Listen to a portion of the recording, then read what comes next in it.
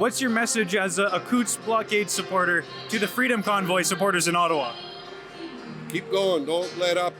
We have the power, keep fighting, and we have to do it for our children as well. Because what kind of country are they going to have if we let everything go? That's the most important. I might lose my freedoms, but I don't want my children to lose theirs. Sydney Fizzard with Rebel News, and we're actually back in the town of Coutts, where last year I spent 16 days covering the unprecedented event we call the Coutts Blockade, a movement against vaccination mandates and COVID restrictions which took place between January 28th and February 15th last year. This event saw the lifting of COVID restrictions in Alberta and catalyzed former Premier Jason Kenney's stepping down as UCP leader. And today, 1 year after that event, an anniversary convoy is expected to do a slow roll back through Coutts, followed by a barbecue event for some of the individuals now charged in relation. To see some of our coverage on this event and to find out about 3 of the individuals who are charged with mischief, I encourage you to go to truckerdefensefund.ca. But as mentioned in the video, there are more individuals out there who have been charged, and we're going to find out a little bit more about them today. The Coutts Convoy was a pile of Canadians that were fed up with Justin Trudeau's mandates and the provincial mandates by Jason Kenney and everything. They kept taking more and more of our freedom, saying it was for our own personal safety and our own health, but we all knew the truth, it wasn't. They were just taking more and more of our rights away and thereby controlling us, so we had to put a stop to it. I drove down, I walked around, not directly at Coutts, but somewhere between Milk River and Coutts. There was a blockade, or there was a group of people that were having a great party halfway between Coutts and Milk River, and I went and looked at that group and thought, wow, they're having a lot of fun. They're having a ton of fun. It looked like people trying to get their point across without violence, without cruelty, without injustice. They were just saying, you know, we're Canadians, man, so we don't get really violent really quick. But we get pissed if people step on our toes and people try to abuse us and steal our freedoms and that kind of thing. They were tired of all the lockdowns, and people were, the last straw, I think, was when they shut down the truckers who had been providing us with everything.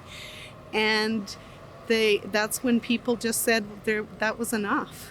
I thought it was awesome. We'd come down and look, interact. We were down to the bar a few times, signed the flag. Whoa. I'm actually from Montana. The hardest part during the lockdown was explaining to my 4-year-old grandson why he couldn't hug his grandma because of the 2 pieces of plastic that strung across the border. That was the hard part, not seeing them for months on end. Other than being harassed by the RCMP to come or go to Milk River to go to the grocery store or whatnot, there really wasn't any problem in town that affected me, really. They keep saying illegal protests, but it's actually the other way around. They were illegal mandates, and they are the ones that shut down the border illegally by making everybody get a vaccine that was not even necessary. The biggest thing it did was wake people up. It actually woke up the world to say, hey, you know what? We are the people and we have the power and we can stop this. Well, I have a feeling if we wouldn't have done that, they would have thrown us back into full lockdowns again this winter. It would have been the same old winter again we had last winter. And they didn't do that this winter. They more or less have been leaving us alone. So I personally think it put them on edge as to how far to push things. You know, it brought a lot of people together and unified a lot of people in this fight for freedom and brought a lot of awareness, and it still is. And so something like today is still bringing awareness and, you know, sending out the message that it's our country too, and we would like to still be heard, which was what the Coutts Blockade was about, is we want our voice heard. And we still send out that plea, we'd like to be heard. You're here, but you're not just here to listen to us speak. You're here to make connections and talk to other people around you, right? Granny. Where it's becoming very apparent that we're not alone. We're not alone in our thought that there's something wrong here and we need to get together and build numbers in order to fix things. Am I correct? Months after the blockade happened, there was charges of mischief that were laid to Alex Van Herk, Marco Van Hugenbos, and George Jansen. So other than some minor traffic violations, regarding the Traffic Safety Act earlier this year, right after the blockade. I have now been charged with mischief over 5,000. October 4th, we're supposed to go to court in Lethbridge at 10 a.m. I guess to just basically see what the charges are all about. It's very new to me as well. I've never done anything like this before, so this is my first time being charged for something. I mean, we're good citizens, non-violent, and we hope that we get the support from all Albertans when on October 4th to show the Crown and the judge and the media that, yes, we are good citizens. What do you make of these charges that came well after the events of the blockade? Well, I think they're grasping at straws. You know, we've been to multiple quote-unquote court dates, and the prosecution just keeps pushing it further and further. Now I hear it's like a year down the road. If they had anything on us, they would have thrown the book at us already. But they just keep pushing it on and on. I'm not sure if they're going to let it go away or if they're hoping that something's going to come up in the meantime. But obviously what they were charging us with doesn't hold any water. Overreach, that's for sure. They should have been charged at the time, and they should have got their due process. It doesn't make sense to charge a few individuals when there was thousands of people that were all protesting.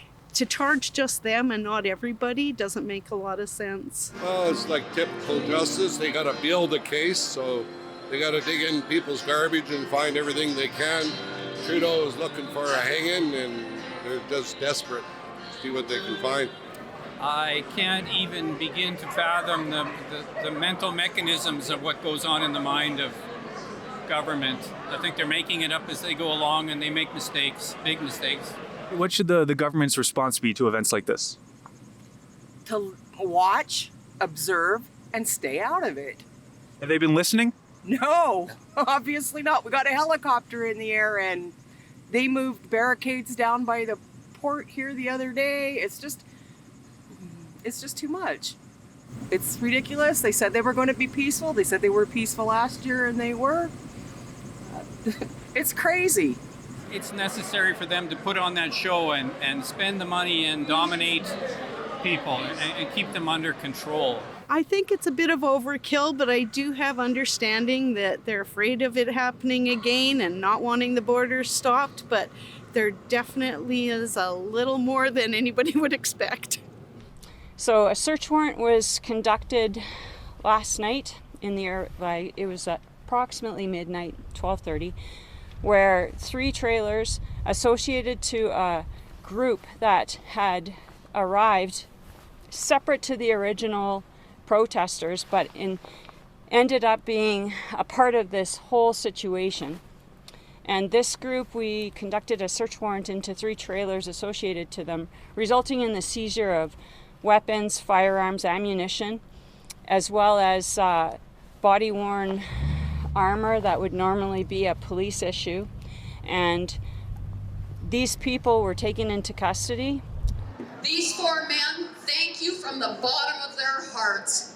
They want to be back with their family and friends, and somehow we need to figure it out. And we're going to get them out of jail somehow, some way. 4 individuals who were charged with conspiracy, and now they were arrested February 14th, around then. What do you think about the denial of bail for these individuals, now leading up to a year them spending behind bars?